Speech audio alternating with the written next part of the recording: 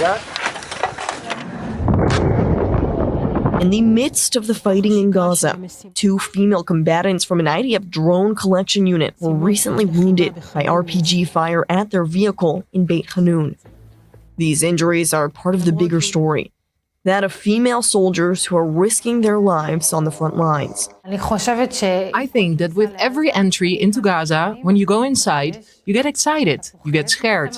You calm yourself and you understand that there's a moment of some kind, something about what you're doing, that where you're going, it's full of meaning. I can personally say that fear didn't propel me when we were inside, and that it's something that you only really realize when you get out. Inside, it's really about the mission and your team. I-24 News spoke with Reserve Sergeant Major Melanie Lemberski, formerly of the Cheetah Battalion, currently doing reserve duty in the Bethlehem area. Melanie is a prominent voice from the field, and she talks about the complex fighting in one of the most dangerous places in Gaza, Khan Yunis. I've been doing reserve duty since the beginning of the war. I did the first 3 months, and now we're back for another round of combat. More than 100 days, that's for sure. We've stopped counting.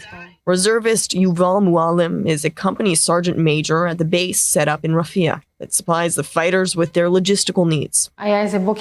One morning I woke up and suddenly I saw this soldier who was almost sleepwalking. And I simply looked at him and asked, "Do you need something? Can I help you?" Because in the end, they somehow always come to me. And he said to me, "I need food. My friend was killed an hour ago.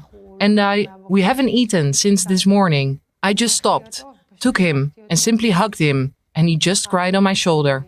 Over time, the fighters also got used to the long hair sticking out from under the helmets. Melanie and her team conducted extensive sweeps of Khan Yunis, breaking into homes with increasing force and dealing with real threats. They also searched for female Hamas fighters, something male IDF soldiers can't do. I'll speak for the fighters. For us, at the beginning, it was really more crazy because it's something we really wanted to do, and we really hoped. We hoped like kids because it wasn't something that was really real to us. But as soon as they called us in, we were happy to be a part of it.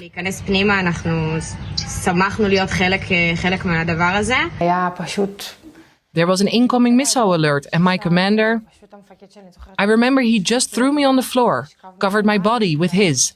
And then you heard the boom, boom, boom. And you heard wounded and killed. And it's all chaos and people are sometimes shell-shocked and unresponsive. And you sometimes scream for someone to bring a tourniquet. Let's put it this way, I'm here through a miracle. My life has changed.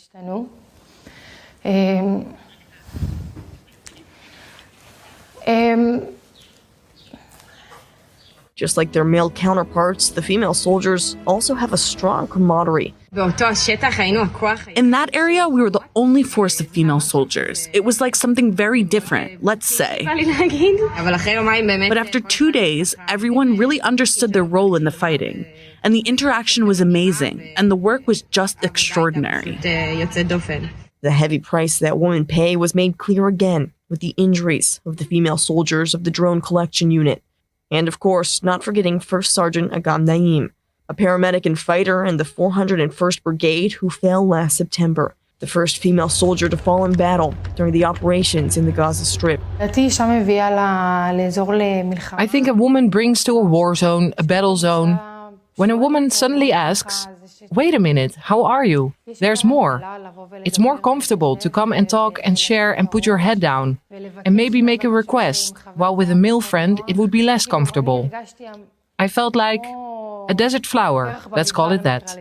The female fighters are much more than just trailblazers. They set a boundary, they cross it. They set a new boundary and then cross that too.